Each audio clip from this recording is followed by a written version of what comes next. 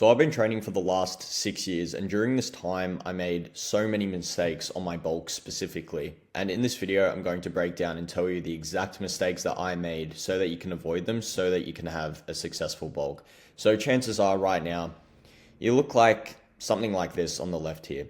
And this is me when I first started working out. I weighed 54 kilos, and 2 years later, I got to like 88 kilos, the heaviest I've ever been. I gained over 30 kilos in my first 2 years. And this is how I'm looking now. So I got a lot leaner, weighing in around 80 kilos at the moment. And I'm going to show you exactly the things that you need to avoid and the personal mistakes that I made so that you don't end up like this photo here. So the first mistake is just having a huge calorie surplus. More calories does not mean more muscle. Okay, so you're probably aware of what a calorie surplus is. You've probably heard about it before. And you might think, oh, well, if I just need to be in a calorie surplus, I'll just have a huge surplus. But this is a huge mistake. The larger of a surplus you're in, that means the more fat you will gain. So you only need to be in a calorie surplus of around 200 to 300 in order to build muscle. You could even be at maintenance, but right now you probably are on the skinnier side. So you're probably fine with gaining some extra weight as well. So And the thing is, you can always add an additional 100 to 200 on top. You don't need to come out of the gate eating in a huge surplus because it's not going to end well. The second thing is increasing your calories too quickly. So muscle building takes time. You need to think about what you're actually doing here. You're trying to build new muscle. You're trying to build something. So obviously that takes time to do. So I understand it might be nice to see the number on the scale go up. It's very rewarding seeing that. But don't get caught up in that cycle of being obsessed with having the weight scale go up. Because when you start to do that, you no longer optimize for building muscle, which is what you're trying to do, and you start optimizing for the number on the scale. And like I mentioned before, this is when a lot of fat gain will happen. Okay? So the main thing as well is you want to minimize fat gain, because this will make when you want to do a cut so much easier for yourself, rather than gaining a lot of unnecessary fat and then you need to be in a deficit for 6 months in order to lean out again. If you just slowly increase each week, like when you've plateaued in your weight specifically, it's going to be much easier for you to cut down. So I'm going to be talking about this in later points, so I won't bring it up just yet. The next thing is tracking your weight day to day. So this kind of feeds off the second mistake that I made. So not many guys are tracking their body weight to begin with. Like, this is something that you need to be doing, right? You're trying to gain weight, you're trying to build muscle. But how are you going to know if you're successfully gaining weight if you're not tracking your body weight? And the reason why this is a mistake to be tracking your weight day to day is because your weight fluctuates. It's always going up and down. There's so many factors that even if you are tracking your calories, you're staying consistent, some days you will wake up and you'll be down in your weight slightly. And this is what happened with me.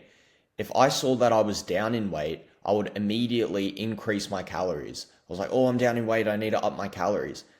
But this comes back to the second point, increasing your calories too quickly, where I just gained a lot of unnecessary fat.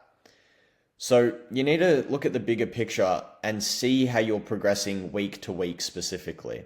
Okay, this is why you need to be going off your weekly average to see how you looked at week 1, week 2, week 3, etc. This is exactly what I do with my clients. We look at how they're progressing week to week. I'm able to see their weekly average weight. And look, if you've been at the same weight for a week or two now, then yeah, 100% go and increase your calories by 100 to 200. But don't be so obsessed with the weight on the specific day, because this is when you're going to gain a lot of unnecessary fat because your weight fluctuates. The next mistake I made was focusing on my body weight over strength. So I kind of touched on this before. So like I mentioned, increased body weight does not mean more muscle mass. If it did, like I said, you could just be in a huge surplus, you'll gain a lot of muscle, but it just doesn't work like that. So the best way to determine progress when you are on a bulk, and something that I've found, is tracking my lifts and seeing how I'm progressing week to week. So you need to understand, like I've written it here, a big muscle is a strong muscle. So think about it. If you took your squat from 60 kilos to 180 kilos, like I have myself, then you need to think about like your legs are obviously going to get bigger. Same thing with your bench press, same thing with your barbell rows. If you've increased the weight on the lift dramatically, it's a very good indication that you have gained muscle. So rather than focusing on the weight, focus on how strong you are getting on a week to week basis on your lifts. The next mistake is not bulking long enough. I used to believe that I could just bulk for like a month or two and then I'll be able to cut down and I'll look sick. But it does not work like that. Like I said, muscle building takes time. If you bulk for 4 weeks and try to cut down, you will look the exact same. And that's exactly what I did here.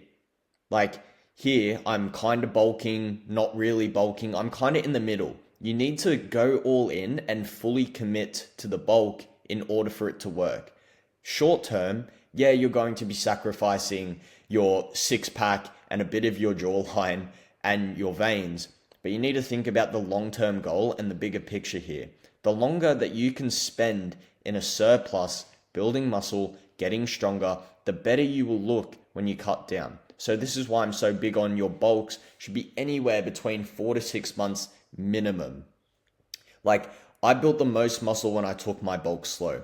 There were times where I bulked from February to like November.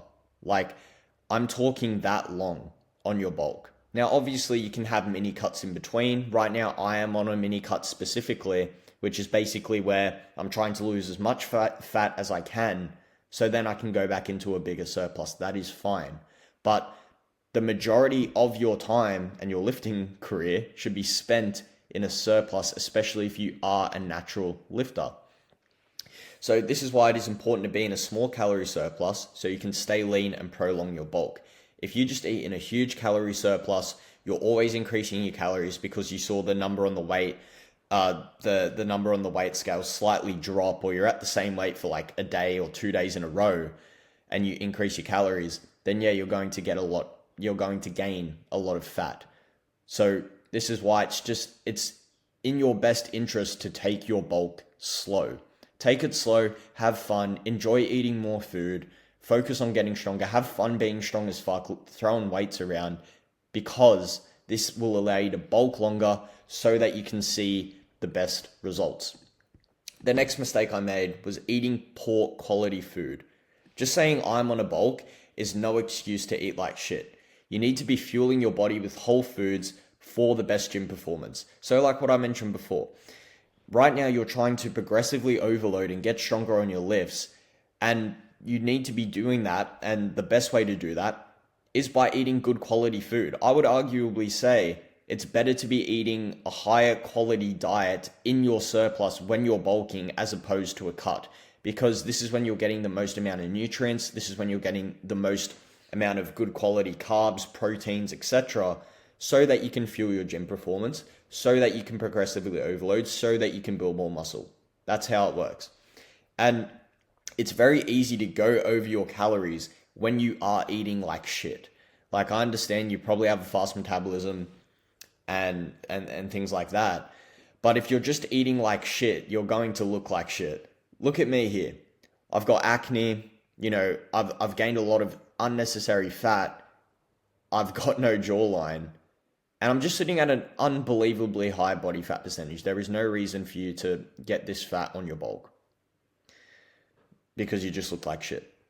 So the best way to think about this is focusing on the 80-20 rule. So 80% of the time, focus on eating high quality foods like your steak, chicken, eggs, rice, pasta, potato, oats, 80% of the time. And then 20% of the time, if you're really struggling to get in your calories, then of course, add in a little bit of peanut butter, have some olive oil, have some ice cream or some shit like that if you just need to get in an extra 500 calories but you're really full. These are all great ways to get in your calories, but it should not be the majority of your diet. And then the seventh mistake that I made was not tracking my calories. Pardon me. Hands down, the biggest mistake that I made ever. Because for the first 3 months of my lifting journey, I was like, oh, I'm eating 4,000 calories a day. I'm not gaining any weight. This is bullshit. I've got a fast metabolism. My genetics are bad. These are all things that I believe when I look like this. But before you actually go and blame your fast metabolism or your genetics, just track your calories first. Download MyFitnessPal. Start tracking what you're eating. Have a weight scale. Understand how much you are eating, because chances are, once I started tracking, I realized I was only eating 2,500 calories, which was closer to my maintenance at that time. Obviously, my maintenance is a lot higher now because I've built more muscle. But once I actually started tracking my calories consistently, it made me realize, oh, I'm actually not eating as much as I am, or that I thought I was. And then I started eating a lot more. I was able to track how much I was eating. And because I was tracking how much I was eating, I would be able, and I was also tracking my body weight. I was then able to see, okay, what do I need to change? Okay, I've stayed at the same weight for the past 2 weeks now. I'm eating 2,700 calories, for example. I should probably bump this number up so that I can get back into gaining more weight, like what you need to be doing on your bulk. And once you start tracking your calories, you know what needs to change and you stop guessing. That's the biggest key takeaway that from this video is just tracking your calories. Okay. So I really hope this video helped. I hope that you were able to learn something new. If you're really struggling with this and you want to know the exact system and the exact process that I used to go from 54 kilos to where I'm at now, 80 kilos, there's a video that you can watch in the description where I break down my entire process. Other than that, hope you enjoyed, and I'll talk to you soon.